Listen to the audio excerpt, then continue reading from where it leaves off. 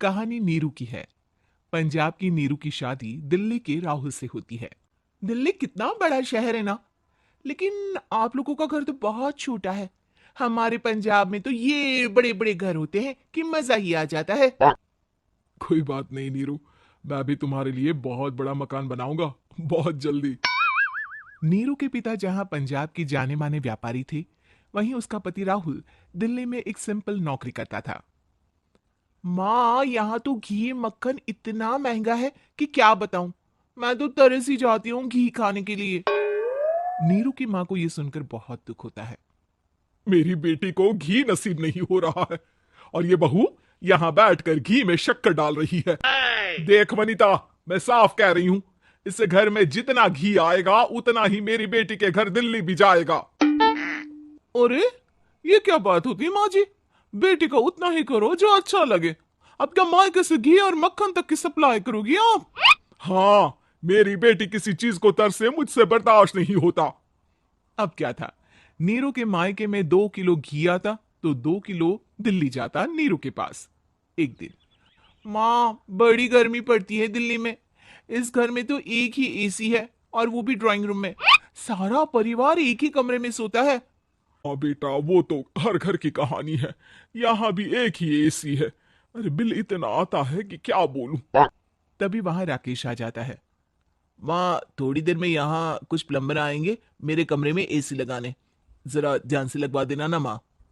ओए, ऐसे कैसे तेरे कमरे में एसी लगेगा? हाँ हाँ राकेश, एक बार बात तो कर लेता। अरे पापा, वो वनिता को गर्मी में नींद नहीं आती। ड्राइंग रूम में सबके साथ सोने में वो अनकंफर्टेबल है, इसलिए। अरे पूरे परिवार के साथ वहां तेरी बहन नीरू भी तो सोती है।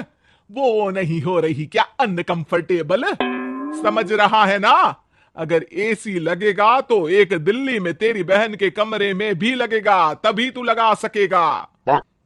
राकेश वनिता को सारी बात बताता है। वनिता करती भी क्या, मन मार कर बैठ जाती है। माँ, ये लोग ठीक नहीं है, क्या करूं मैं?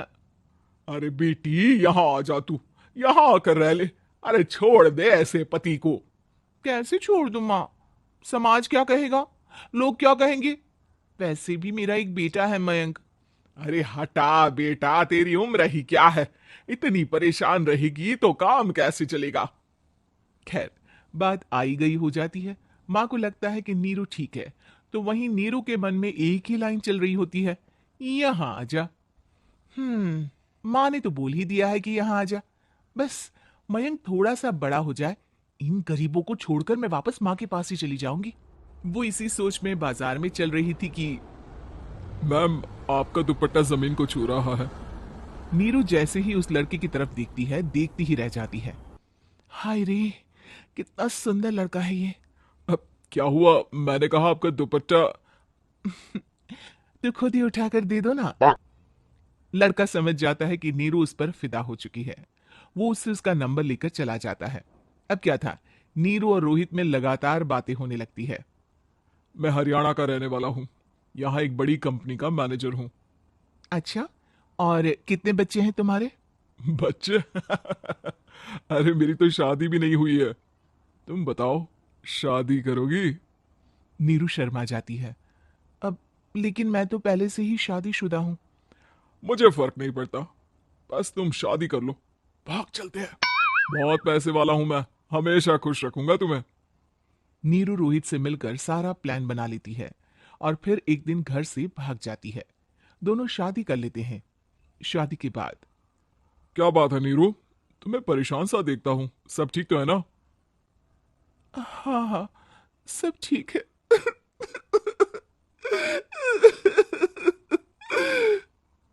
ये कहते कहते ही वो रोने लगती है। अरे क्या हो गया, रो क्यों रही हो? मैंने तुमसे एक बात छुपाई है और वही बात अब मुझे परेशान कर रही है। रोहित, मेरा एक बेटा भी है, उसका नाम मयंक है। क्या बात कर रही हो? ये तुमने मुझे पहले क्यों नहीं बताया? देखो नीरू, मेरी माँ को मैंने ये नहीं बताया है कि तुम शादीशुदा हो। बच्चा मैं मैनेज नहीं कर पाऊंगा। नीरू को समझ में नहीं आता कि वो क्या करे। तुम उस बच्चे को अपनी माँ को क्यों नहीं दे देती? नीरू चुपके से माँ को फोन करती है। माँ, क्या मयंक को तुम रख सकती हो? बेटा, मैं राकेश के साथ बात करती हूँ। आखिर घर का बेटा वही है, जो वो बोलेगा। वैसे भी बेटा, तूने जो किया है ना, उसके बाद से पूरा घर तेरी बुराई कर रहा है। मैं भी अब किसी से तेरे लिए लड़ नहीं सकती। राकेश बेटा, नीरू ने तो जो किया बहुत ही बुरा किया, लेकिन मैं सोच रही थी कि क्यों ना मयंक को हम यहां ले आए। तभी वनीता बोल पड़ती है, वाह जी, ऐसे कैसे यहां ले आए?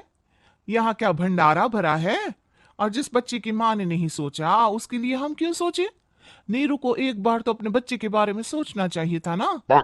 अरे लेकिन तेरे पास भी तो लड़का नहीं है ना वनीता। माँ, वनीता ठीक बोल रही है।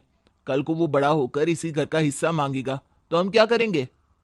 माँ कहती भी तो क्या, वो चुप रह जाती है। वहीं नीरू का पहला पति कहता है, माँ, अगर आज भी वो वापस आ जाए तो मैं उसे माफ कर दूंगा। बेटा, गरीबी चीज ही ऐसी है, क्या करेगा। तू तो अब मयंक का सोच। वो बेचारा तो बिना माँ का हो गया। मयंक की खातिर तू दूसरी शादी कर ले बेटा। लोगों के लाख समझाने के बाद नीरू के पहले पति की शादी रिद्धि से हो जाती है, जिसके पहले पति से 2 बच्चे होते हैं।